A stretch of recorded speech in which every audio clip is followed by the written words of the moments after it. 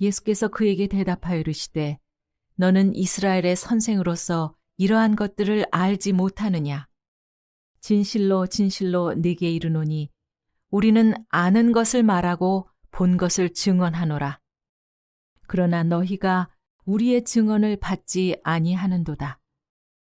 내가 땅의 일을 말하여도 너희가 믿지 아니하거든 하물며 하늘의 일을 말하면 어떻게 믿겠느냐? 하늘에서 내려온 자, 곧 인자 외에는 하늘에 올라간 자가 없느니라. 모세가 광야에서 뱀을 든 것 같이 인자도 들려야 하리니 이는 그를 믿는 자마다 영생을 얻게 하려 하심이니라.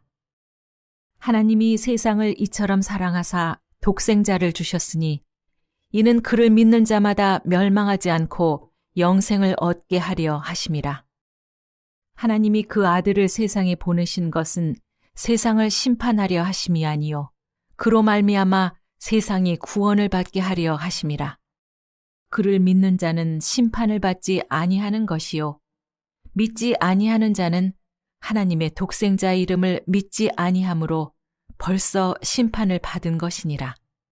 그 정죄는 이것이니 곧 빛이 세상에 왔으되 사람들이 자기 행위가 악함으로 빛보다 어둠을 더 사랑한 것이니라.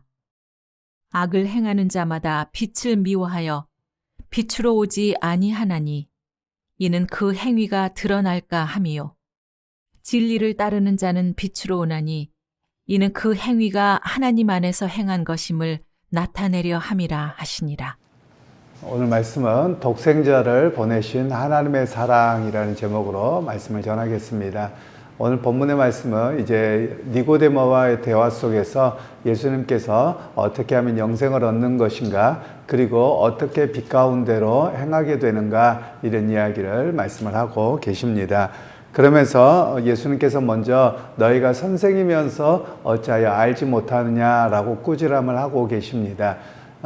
사실 우리말에서 선생이라는 말은 먼저 났다라는 뜻이 되어서 그냥 학교 선생님처럼 이렇게 그 교사라는 의미가 되어지긴 합니다만, 원래 그 의미로 좀 설명을 하자면 무언가를 가르치는 사람, 무언가 진리를 먼저 배워서 전하는 사람, 이런 의미가 원래 선생이라고 하는 외국어의 뜻이 되어지겠습니다. 그러면서 알지 못하느냐라고 할 때 이 쓰여진 단어가 그냥 너 한 번 모르고 끝난다 이게 아니라 계속해서 왜 모르냐, 이런 이야기를 하고 있습니다.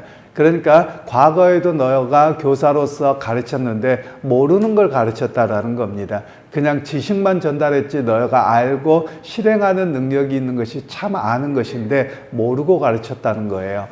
보통 우리가 신앙생활을 하면서 그런 이야기를 합니다. 신앙생활을 우리가 무턱대고 해서 사실 문제가 한국교회가 심각해져 있기는 합니다. 그런데 신앙생활에 있어서 핵심이 뭐냐면 하나님을 아는 것입니다. 그래서 하나님이 어떤 분이고 또 하나님이 어떤 계획을 갖고 계시는가 아는 것인데요. 기도에서 아는 게 아닙니다. 그것은 성경을 통해서 하나님께서 어떻게 역사하시고 어떻게 이끌어 가시는가를 배워서 아는 것이고, 그리고 앞으로 어떻게 함께 하실 것인가를 성경을 통해서 배우는 겁니다. 그래서 오늘날 목사의 역할이 교사의 역할이기는 합니다. 그래서 성도들에게 하나님의 말씀에 이런 내용이 있었고, 그리고 이렇게 하나님이 행하실 것이기에 우리도 그것을 바라보아야 합니다. 이것을 가르쳐야 됩니다. 그런데 오늘 교사였던 니고데모가 남들을 가르치는 자에 있지만 실제로 하나님의 구원의 역사에 대해서 알지 못했습니다. 그러니까 자기도 모르는 걸 가르치는 것이죠. 그런 면에서 예수님께서 그를 먼저 꾸지람하고 계셨던 내용입니다. 그러면서 예수님께서는 우리는 아는 것을 말한다, 이렇게 이야기를 합니다. 그러면 안다는 것과 모른다라는 것에 대한 이해를 좀 할 필요가 있는데요. 사실 사회적으로 우리가 안다 모른다는 것에 대한 굉장한 혼란이 많이 와버렸습니다. 그게 뭐냐면 우리는 안다 그러면 머리로만 아는 것을 아는 것으로 생각하는 경향이 되어버렸습니다. 그런데 원래 안다라는 말은 그런 의미가 아니라 경험해보고 한다, 실행한다 이런 의미를 가지고 있습니다. 그러니까 아는 것은 행함이 있는 것이죠. 그래야지 그것을 진짜 아는 겁니다. 예를 들면 우리가 보통 자녀들을 키울 때도 그렇게 하지 않습니까? 너 이거 해야 돼 라고 하면 알았어? 애들이 그래요. 그런데 또 안 합니다. 그러면 너 왜 안 했어? 그러면 알았단 말이야 이렇게 한단 말이에요. 그런데 부모가 볼 때는 행하지 않는데 네가 어떻게 아느냐라는 것이죠. 바로 오늘 주님께서 동일하게 말씀하는 겁니다. 너가 지식을 전달자가 되어지는 것은 잘못된 것이고 그 지식을 전달하는 자는 그 지식의 의미를 깨닫고 행하는 자리까지 가는 것이 진정한 알미다 라는 것을 우리에게 말씀을 하고 있습니다. 그러면서 문제가 무엇이냐? 12절에 내가 땅의 일을 말하여도 너희가 믿지 아니하거든 하물며 하늘의 일을 말하면 어떻게 믿겠느냐? 여기에서 이제 믿는다라는 단어가 두 번 나왔는데요. 먼저 너희가 땅의 일을 말하여도 믿지 아니하거든 이라는 말은 현재로 쓰여져서 지속적인 겁니다. 땅의 일을 계속 보고서 말하는데도 안 믿는다는 거예요. 믿지 않는다는 거예요. 그런데 어떻게 미래적인 사건, 하늘의 일을 이야기해도 너희가 믿을 것이냐, 안 믿을 것이다. 이렇게 미래적인 사건으로 이야기를 하고 있는데요. 이 말은 뭐냐면 사람이 지금도 동일합니다. 예를 들면 내가 경험한 것을 사람들에게 이야기를 합니다. 그런데 자기가 경험하지 않았다고, 모른다고, 없었다고 안 믿어버리는 겁니다. 이런 일들이 우리 주변에도 흔하게 일어나는 것입니다. 그러게 우리가 보통 그런 이야기를 하지 않습니까? 우기기 시작하는 사람한테는 답이 없다고 말씀을 하잖아요. 예를 들면 뭐 서울 가본 사람하고 안 가본 사람이 누가 이기느냐? 안 가본 사람이 이긴다. 오죽하면 그런 말이 나왔겠습니까? 그 정도로 사람은 어떤 사고에 갇혀버리고 자기가 옳다는 것에 멈춰버리며 변화가 없고 또 진리를 받아들이려고 하는 그런 여력도 없음을 오늘 주님께서는 말씀하고 계시는 겁니다. 그러면서 이제 예수님께서는 현재의 믿음이 없으면 미래에도 믿음이 없다는 겁니다. 현재 지금 예수님께서 말씀을 하시고 행하시는 것을 믿으면 미래에도 믿음이 계속 있을 것인데 현재 너가 믿지 아니함으로 미래에 믿음이 없다는 거예요. 그래서 이 말씀은 어떤 내용을 좀 포함하고 있냐면 너가 교사로서 하나님의 말씀을 가르치기는 하는데 너가 실제로 지금 현재 그 하나님에 대한 믿음이 없다는 거예요. 그러니까 실제로 너가 믿음이 없다. 이런 의미로 말씀하고 계시는 겁니다. 오늘날 많은 사람들이 그렇습니다. 자기가 말하면 말한 대로 살려고 해야 됩니다. 그게 결국 자기를 드러내는 일입니다. 믿음으로 산다라고 하면 앞에 두려움과 걱정이 있어도 믿음으로 살아가려고 붙들어야 됩니다. 살아내야 됩니다. 그런데 우리는 믿음은 어디에만 있냐? 교회당에다만 묶어놓는 거예요. 그리고 말로만 믿사오니 그래놓고 실제로는 삶에서는 전혀 그렇지 않는 겁니다. 그러면 믿지 않는 겁니다. 믿음이 없는 겁니다. 어떤 분이 저에게 그런 이야기를 하시더군요. 이렇게 제자 훈련하면서 어떤 분이 말씀을 하셨는데 어떤 분이 신앙이 좋은 그 교회 직분자랍니다. 그런데 전세 사기범이래요. 그래서 제가 그런 이야기를 했습니다. 그래도 그분이 신앙이 좋잖아요. 좋은 교회에서 봉사도 많이 하고 그런데요. 그래서 아니 그 사람 믿음 없는 사람이에요. 교회당에 열심히 생활하는 거지 종교 생활하는 것이지 믿음이 없는 사람이에요. 왜냐하면 믿음이 있다면 남에게 해를 끼치지 말라고 십계명에도 있잖아요. 남의 것을 탐내지 말라는 가장 기본 중에 기본이고 가장 최고의 법이라고 하는 십계명도 있잖아요. 그것도 안 지키는 사람이 무슨 믿음이 있어요? 자기 혼자 착각하는 것이죠. 사실 우리 한국 교회가 이게 문제입니다. 뭐 제가 예를 들었습니다만 이런 경우가 아니라 이 사람이 나쁜 일을 행합니다. 그런데 이 사람 교회에 열심히고 봉사도 열심히 해요. 기도도 많이 해요. 그래도 이 사람이 실수하고 넘어지긴 했지만 믿음은 좋잖아 이렇게 이야기해요. 아니요, 믿음 없는 거예요. 그 사람은.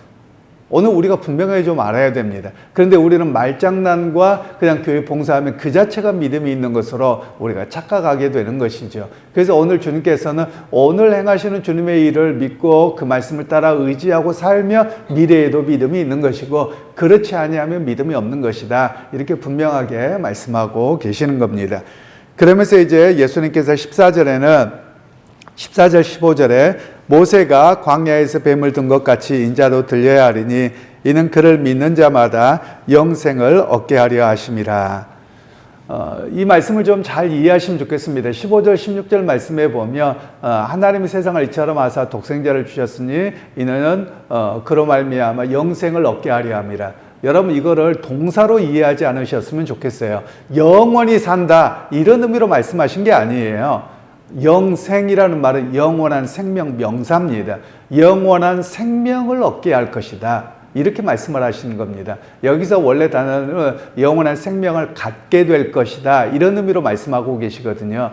그러면 여러분 생명이라고 하는 게 뭡니까? 우리는 그냥 목숨이 붙어 있고 오래 사는 것, 이거를 자꾸만 영원히 산다 이런 개념으로만 이야기를 합니다. 이건 동사가 아니라 명사입니다. 영원한 생명입니다. 이 말은 뭐냐면요, 사람들이 이렇게 표현을 하지요. 예를 들면 배우자가 먼저 돌아가셨거나 그러면 내가 사는 것이 사는 것 같지 않다, 뭐 이렇게 말할 수도 있고요. 또 내가 모르는 무지 속에 살면 내가 생명 없이 사는 것과 같았다, 이런 의미로 말씀을 하거든요.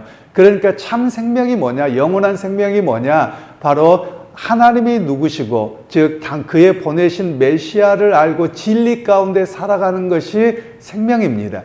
그리고 그것을 구원이라고도 말할 수도 있고요. 그래서 특별히 요한서신에서는, 요한복음이나 요한 1, 2, 3서에서는 구원이라는 단어보다도 영생이라는 단어를 더 많이 사용을 합니다. 그래서 영원한 생명은 바로 주님을 알고 믿음 가운데 살아감이 영생이라고 하는 것입니다. 그래서 여러분 우리가 성경을 읽을 때 동사인지 명사인지를 좀 구분하셔야 됩니다.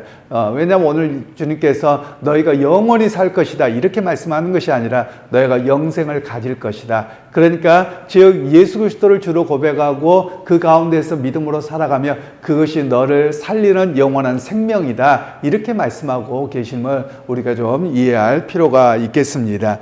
그리고 여기에서 영생을 갖게 할 것이다 이 말씀은요, 지속적인 것을 이야기합니다. 한 번 영생을 갖고 끝나는 게 아니고요, 영생을 계속 갖고 살아가게 될 것이다 이런 의미로 여기에서는 말씀을 하고 있습니다. 그리고 나서 이제 18절 말씀에는 그를 믿는 자는 심판을 받지 아니하는 것이요 믿지 아니하는 자는 하나님의 독생자의 이름을 믿지 아니함으로 벌써 심판을 받은 것이니라. 심판이라는 말은 우리가 기본적으로는 분리됨이라고 하는 뜻입니다. 그러니까 즉 보내신 자 예수 그리스도를 믿지 아니하며 생명으로부터, 영원한 생명으로부터 분리됐다라는 거예요. 즉 그것이 심판이라고 하는 것입니다. 물론 죽어서 하나님한테 매맞고 뭐 이런 지옥 가고 이것도 포함합니다만, 예수님께서 1차적으로 말씀하고 있는 심판이라는 말은 하나님께로부터 연결되지 않고 끊어졌다, 버려졌다 이런 의미로 먼저 심판을 이야기하고 계시는 겁니다. 그러면 영원한 생명이 뭐냐면 바로 주님께로 연결되어져 있습니다. 이 말씀이 창세기와 연관을 시켜서 잘 이해하시면 좋겠는데요. 창세기에 보면 하나님께서 아담과 하와에게 너가 선악을 알게 하는 나무 열매를 먹으면 정령 죽으리라 라고 말씀하셨거든요. 그런데 여러분 실제 죽음도 나중에 오긴 왔습니다만 죽는다라는 말의 가장 큰 의미는 하나님과 단절되었다 이런 의미가 가장 강합니다. 그러니까 하나님께로부터 단절되며 사람이 어떻게 찾아오느냐, 두려움과 걱정과 어찌할 바 모름, 그 영원한 생명을 소유하지 못합니다. 그런 면에서 하나님은 죽음을, 영적인 죽음을 말씀하고 계시는 것이거든요. 그래서 오늘 이 본문에서 말씀하고 계시는 것은 하나님과 분리되어졌다, 하나님께로부터 버림받았다 이런 의미가 바로 이 심판의 모습을 이야기를 하고 있는 것입니다. 그러면서 19절 말씀에는 그 정죄는 이것이니 곧 빛이 세상에 왔으되 사람들이 자기 행위가 악함으로 빛보다 어둠을 더 사랑한 것이니라. 그리고 20절에 악을 행하는 자마다 빛을 미워하여 빛으로 오지 아니하나니 이는 그 행위가 드러날까 함이요. 즉 예를 들어서 말씀하시는 겁니다. 예수님께서는 요한복음 1장에 빛이라고 말씀하세요. 근데 예수님께 나오는 사람들은 자기가 빛 가운데 행하기 때문에 두렵지 않다는 거예요. 그런데 어두움 가운데 있는 사람들은 자기의 속마음과 모습이 그대로 드러날 거예요. 그러니까 두려워서 나오지 않는다. 예수님은 그렇게 말씀을 하고 계십니다. 그러면서 여기서 빛으로 오지 아니하나니 라는 말은 빛에게로 오지 아니하나니, 빛이 바로 예수님이시거든요.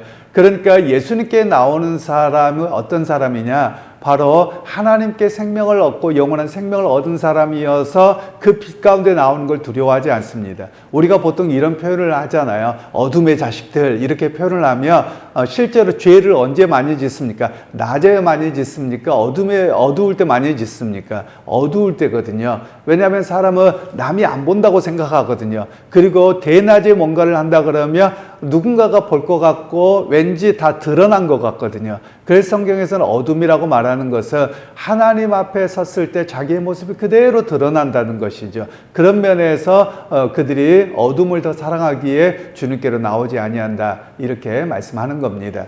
그리고 나서 21절에 진리를 따르는 자는 빛으로 오나니 이는 그 행위가 하나님 안에서 행하는 것임을 나타내려 함이니라. 그러니까 진리를 따른다는 말은 원래 진리를 행하는 사람입니다. 이 진리는 하나님께서 구약에서 말씀하셨던 것들을 믿고 따르는 자는 주님께로 나온다는 거예요. 그런데 이스라엘 백성들이 실제로는 말로는 종교 생활을 했는데 진리를 따르지 않았다라는 겁니다. 말만 그랬다는 거예요. 예를 들면 우리에게도 동일하죠. 내 이웃에게 거짓 증언하지 말라. 하나님 말씀이에요. 그럼 그대로 따르면 돼요. 그런데 안 따르니까 온갖 말이 많은 겁니다. 그리고 내 이웃의 것을 탐내지 말라라고 하셨으면 탐내지 않으면 돼요. 그런데 탐내면서 그 마음이 다른 말로 자꾸만 핑계를 대는 겁니다. 그러니까 주님께로 나오는 것을 어려워하고 그것이 드러날까 봐서 자꾸 미사역으로 덮고 있는 것이 인간의 모습이라고 이야기를 하는 겁니다. 오히려 진리이신 주님의 말씀을 믿고 그대로 행하면 주님 앞에 나오는데 부끄럽지 않습니다. 바로 그런 이야기를 주님께서는 말씀하고 계시는 것이죠. 그러게 여러분 오늘 우리에게도 말씀하고 있는 것이 뭐냐면 하나님께서는 우리로 하여금 빛 가운데 나오기를 원하신다는 말씀입니다. 그래서 하나님의 사랑은 어떠한 사랑이냐? 우리로 하여금 하나님께로부터 떨어지는 것이 아니라 바로 우리를 사랑하신 그 하나님을 향해서 알아가고 말씀을 따라 실천하고 그리고 그 빛 가운데서 진리를 알아가는 그 자리로 초청하고 계시는 것이지요. 바로 하나님의 사랑이 그러합니다. 그러게 여러분 오늘 우리가 그 하나님의 사랑을 입어서 구원의 자리 영생을 알게 되었기에 하나님 내가 그 말씀대로 살아가겠습니다. 그 진리를 붙들고 승리하겠습니다. 이 고백으로 오늘 하루도 승리자로 살아가는 여러분 모두가 되시기를 주님의 이름으로 축원합니다. 하나님 오늘도 진리요 참 빛이신 주님 앞에 우리가 나왔습니다. 그 진리를 알기에 영원한 생명 가운데 접붙여져 있고 또 우리가 세상으로부터 비록 우리가 성공한 사람이 아니라 할지라도 그 영원한 생명을 붙들고 살아갑니다. 하나님 우리와 함께하여 주셔서 어떤 상황에서도 흔들리지 않는 믿음의 단단함 속에 서 있는 우리 모두가 되게 하옵소서. 예수님의 이름으로 기도하옵나이다. 아멘.